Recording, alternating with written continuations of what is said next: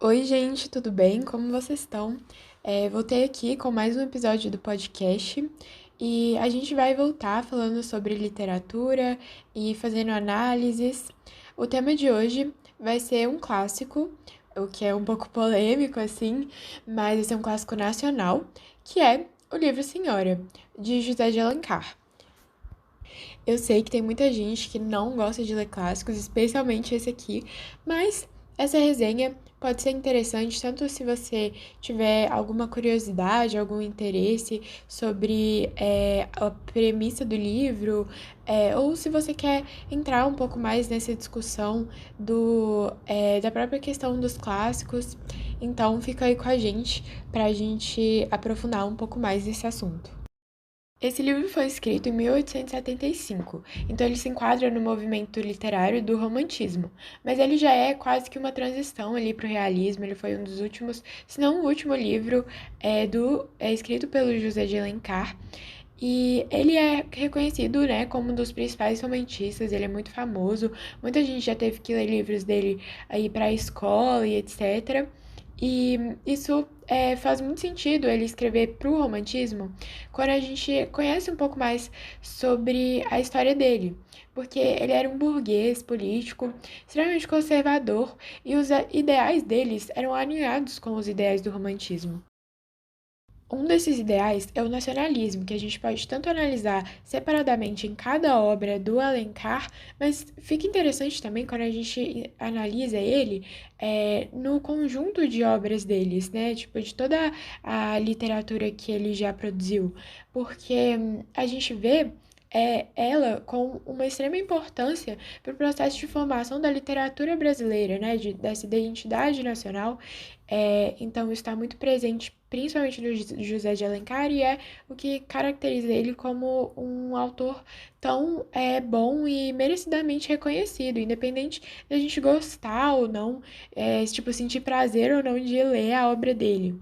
Outros aspectos também são a hipervalorização da burguesia, e o que faz sentido por causa da classe social dele, do jeito que ele votava, né? Porque ele era político, etc. E, enfim, a própria classe social dos seus leitores também. Senhora conta a história da Aurélia, que é uma moça órfã. Ela nasceu pobre, mas aos 18 anos ela recebeu uma fortuna, de herança do seu avô e ela passou a ser desejada na sociedade carioca. Ela entrou ali pro meio. E mesmo com todas essas opções, de marido, assim, ela escolheu o Fernando Seixas, era um homem que não tinha condições financeiras muito boas e ele era um fanfarrão, assim. Mas ao longo do livro a gente vai descobrindo que ele era uma paixão do passado e que essa escolha foi uma forma de vingança. E que, tipo, a gente pode caracterizar como isso quando ela fala, tipo, que ele comprou ele, e, enfim, lendo o livro você vai entender melhor, mas essa é a premissa. A trama é toda construída como uma crítica à sociedade carioca, que ela tratava o casamento como uma transação econômica e não necessariamente, quase nunca, né, como uma consolidação do amor ali, que seria uma característica do romantismo, né, de sempre buscar o amor e toda essa romantização mesmo. E o personagem do Seixas, ele é uma representação perfeita dessa valorização do dinheiro acima de tudo, do status, e é possível ver isso desde o seu primeiro noivado com a Aurélia, né, que ele tem dois, mas desde o seu primeiro noivado com a Aurélia, quando ela era pobre, que foi quebrado, e ele foi quebrado justamente por ela ser pobre, quando ele recebeu uma oferta financeiramente melhor, de uma personagem chamada Adelaide, e isso se repete quando ele rompe o compromisso com a Adelaide para casar com uma pessoa que ele nem sabia que era, com uma proposta completamente maluca, assim, mas só porque era muito boa financeiramente falando, assim. Ele tomou esse risco, acabou que era a Aurélia, né? Mas ele não sabia disso.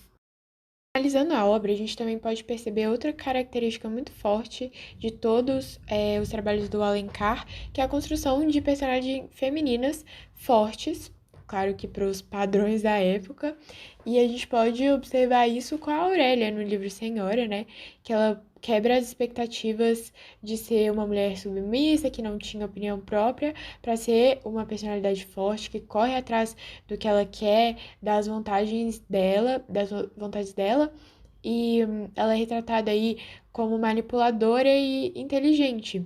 E é possível ver isso na forma que ela trama todo o seu casamento, né? O poder que ela tem sobre o seu tutor e sobre o seu próprio dinheiro, que não era uma coisa comum para uma pessoa que estava na posição dela de órfã, de recém-rica, né? Assim, e isso reforça toda a humilhação do Fernando, e explica por que ela escolher esse casamento foi uma forma de vingança. E um ponto muito importante e característico da obra é a linguagem super rebuscada e que pode dificultar a leitura da expectativa de um leitor dos dias de hoje. E sendo bem sincero, o exagero dos adjetivos e palavras difíceis dificultou a minha experiência também. Até mesmo quando a gente compara a escrita do Alencar com outros autores clássicos, ela pode ser considerada muito complicada, então não é um livro fácil de ler. E na minha opinião, isso é um ponto muito negativo dele, porque apenas dificulta o entendimento da história e não acrescenta muito. Mas mesmo assim, a leitura pode ser proveitosa se você fazer ali com o dicionário do lado, já que a história é bem interessante e os personagens me cativaram, geraram empatia e eu tenho certeza que podem gerar em diversos públicos. Geral, Senhora, é um livro com várias camadas, vários personagens e retrata com um olhar crítico a sociedade carioca, que é uma coisa que se destacou, principalmente na época. O equilíbrio entre a crítica social e o clássico final feliz romântico, combinado com a importância histórica da obra de Alencar como um todo, é o que consagra o livro como um merecido clássico e, além de tudo, um bom entretenimento também. Eu não recomendaria esse livro como um livro para relaxar, se distrair, fazer uma leitura leve, mas caso você tenha que ler ele para um trabalho escolar ou para um vestibular, por exemplo, é possível aproveitar a leitura se você ir sem preconceitos. E é isso, gente. Um beijo. Fala qual é o próximo livro que você quer ver aqui, né? Uma análise e dá o seu feedback aí pra gente. Até o próximo episódio.